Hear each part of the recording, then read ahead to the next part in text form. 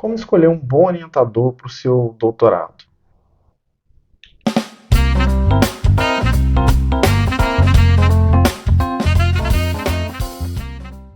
Olá, meu nome é Alex Tavares. Eu sou doutor em modelagem e tecnologia para o meio ambiente aplicado a recursos hídricos, mestre em modelagem computacional. E eu vou falar hoje aqui um pouquinho de como é que você pode fazer para tentar escolher, na medida do possível, um orientador mais alinhado ao seu perfil.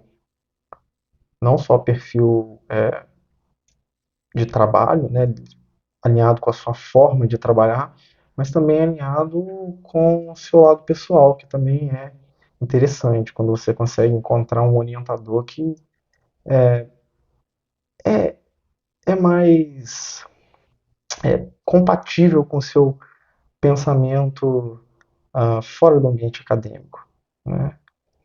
Bom, então, como eu já falei uma vez no primeiro vídeo, né, no meu mestrado eu eu fiz um mestrado em linguagem computacional e eu escolhi um orientador, né, ao contrário do doutorado, onde eu não escolhi o orientador. Eu entrei no programa e o programa, pelo perfil do meu currículo, da entrevista e outras questões, foi designado para trabalhar comigo. Mas no mestrado eu tive a oportunidade de escolher um orientador, né? E esse orientador ele era muito alinhado com a minha forma de trabalhar e muito alinhado também com a minha forma de ser, né? Então, o que eu fiz primeiramente foi cursar as disciplinas, né? Então, se você tiver numa faculdade, numa graduação, por exemplo, você vai dar um tempo fazendo disciplinas, 1 ano, 2 anos, 3 anos. Né? E quando você estiver chegando no final do seu curso, que você for fazer a disciplina de TCC, é que você vai, né, escolher um orientador e aí você já conhece os seus professores, né? Ah, uma outra questão é que no mestrado, no doutorado, esse tempo é mais curto do que na graduação. Então, por exemplo, no mestrado, você tem 1 ano de disciplina, né? E você vai fazer disciplina com os professores, e pode acontecer uma outra questão curiosa, que é você não cursar disciplina com um determinado professor que poderia ser seu orientador, você não chegou a conhecê-lo. Isso também acontece, né?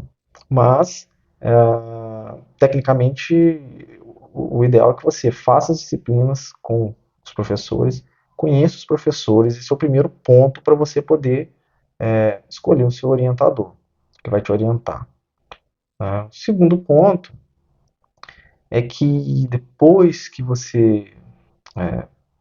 enquanto você faz as disciplinas, na verdade, né, você deve ir conversando com os seus colegas que estão mais à frente no curso que você está fazendo, para que eles possam te dar algumas dicas, né, de possíveis orientadores.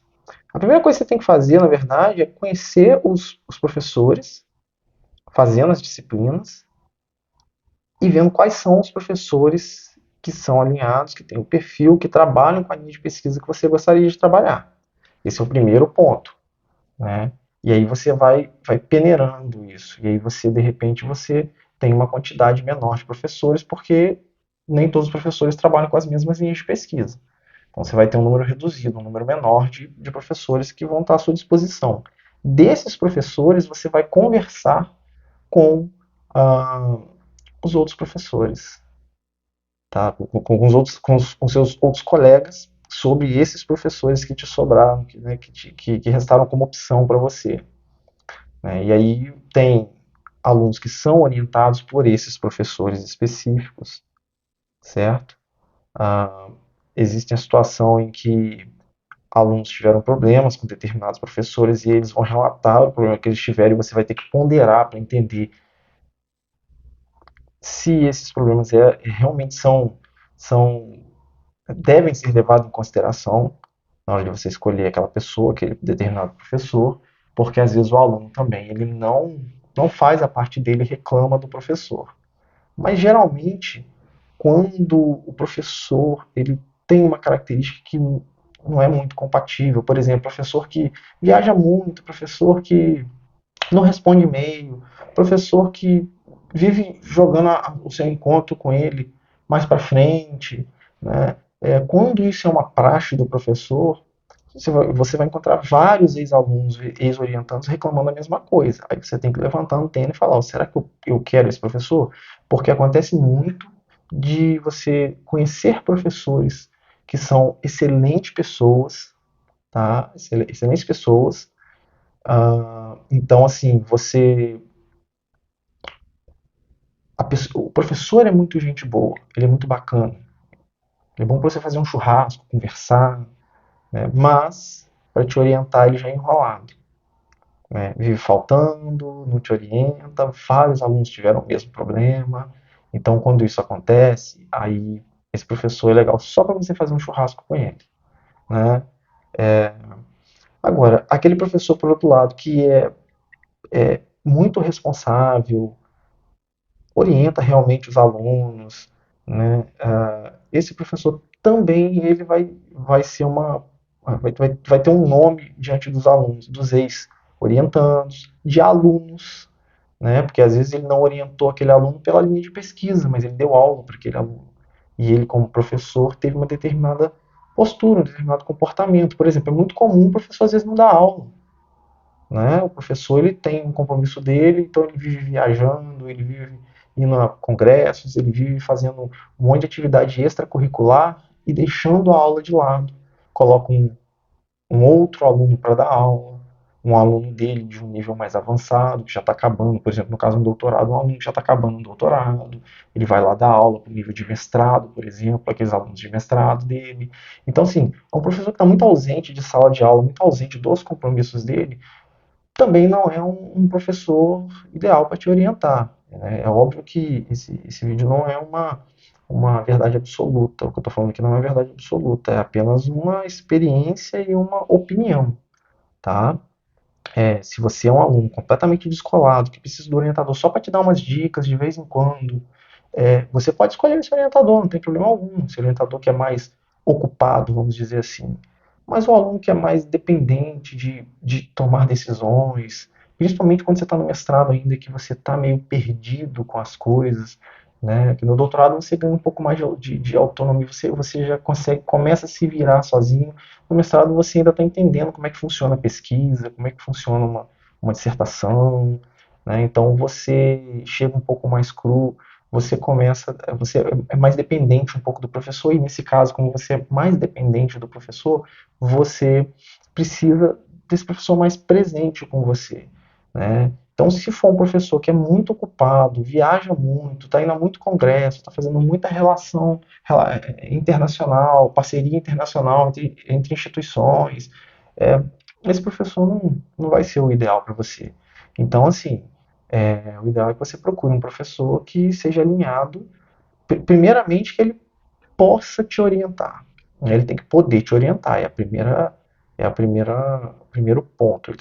Esse professor ele tem que poder te orientar. Ele tem que ter tempo de te orientar e ele tem que entender que isso é uma prioridade também, te orientar. O segundo ponto é que você precisa, na medida do possível, se você conseguir, não é que você precisa, mas se você conseguir um professor que vai ser um pouco mais do que o seu orientador, ajuda muito também. Né? Tem muita relação que perdura entre aluno e orientador e orientando após as orientações, e isso é importante porque também isso vai te dar uma vida fora, né, do seu programa de mestrado, doutorado, vai te dar uma vida profissional em parceria, às vezes, com esse seu ex-orientador, que vai passar a ser um colega de trabalho. Né? Assim, existem casos, né, de briga entre aluno e orientador, que os orientadores eles nunca mais se falam um com o outro, né?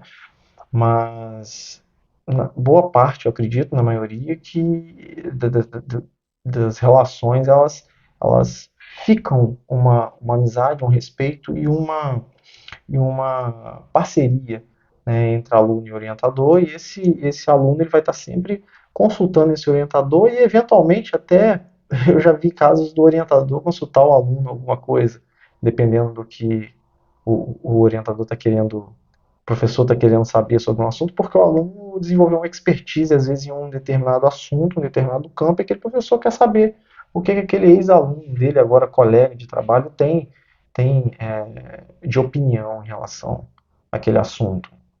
Tá? Então, a questão é: escolha um orientador que, primeiro, vá te orientar, tenha tempo e entenda que isso também é prioridade, que isso também faz parte dos compromissos dele. Tá? Segundo, escolha um orientador que seja é, uma pessoa legal, né? Não apenas uma pessoa legal, né? Mas que seja uma pessoa legal também, porque se for uma pessoa que às vezes não é muito legal, às vezes é um excelente orientador, orienta muito bem, mas ele vai fazer uma pressão em cima de você desnecessária, ele vai gerar outros conflitos em você, entre vocês, às vezes pelo jeito de ser. Então você tem que encontrar um meio termo. Para isso você tem que conversar com seus colegas que são mais experientes, que já estão acabando o curso que você está começando, por exemplo, né? Eles vão te dar muita dica com relação a pessoas que são boas e que não são boas, que são enroladas e que não são enroladas. E isso vai facilitar muito a sua vida acadêmica, porque eu conheço casos de pessoas que abandonaram o curso por causa de orientação e porque não dava tempo mais, né? Então, e se for necessário você trocar de orientador, se você perceber que aconteceu, que está tendo algum tipo de conflito, procure auxílio da coordenação, procure auxílio do representante de turma, dos colegas, tente resolver da forma mais amigável possível, mas às vezes não é possível resolver de uma forma amigável, infelizmente, mas sempre que possível tente e troque de orientador, né? Mas você precisa ter essa percepção a tempo, não deixe para chegar até o fim do curso e você falar: agora não tenho como mais, né? Pode ser que nem se prorrogar o teu prazo de término do curso você consiga entregar aquilo no prazo, né? Eu falo um pouquinho de relação entre alunos, entre os colegas alunos e entre orientador e orientando nesse meu livro, Rumo ao Doutorado, um guia completo para o sucesso acadêmico, tá?